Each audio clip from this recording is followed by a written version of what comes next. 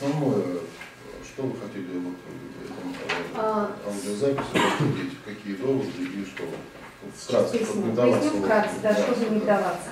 У нас в соответствии с Арбитражным процессуальным кодексом исключительный истец вправе формулировать свои исковые требования, определяет тем самым предметы и основания своего иска.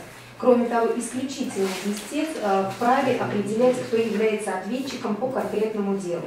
В данном случае при рассмотрении судом и при вынесении судом первой инстанции мы считаем, что были нарушены нормы процессуального права, так как суд вышел за пределы заявленных истцом требований. Истец неоднократно в процессе рассмотрения дела уточнял свои исковые требования, и они были сформулированы абсолютно точно и конкретно. В отношении первого признания отсутствующим зарегистрированного права собственности на асфальтовое покрытие и в отношении второго требования признания недействительным договора аренды номер АЮ-370 от 31 марта 2010 года, заключенный между администрацией муниципального образования город Саратов и ООО «Солнечный 2007».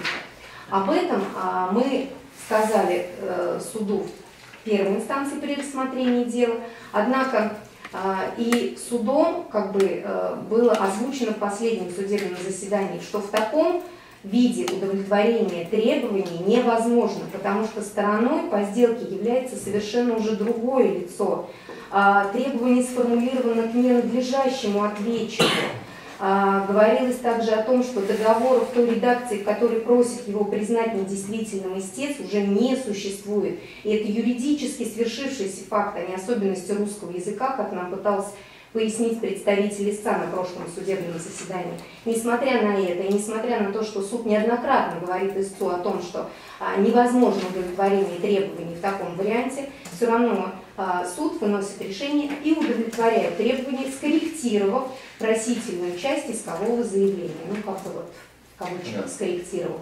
И об этом мы пишем, да, мы считаем, что это грубейшее нарушение норм процессуального права, и это явилось одним из оснований для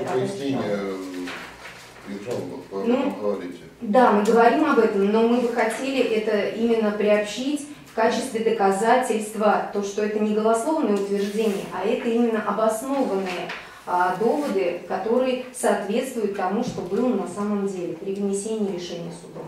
Понятно. Первой инстанции. Познакомились?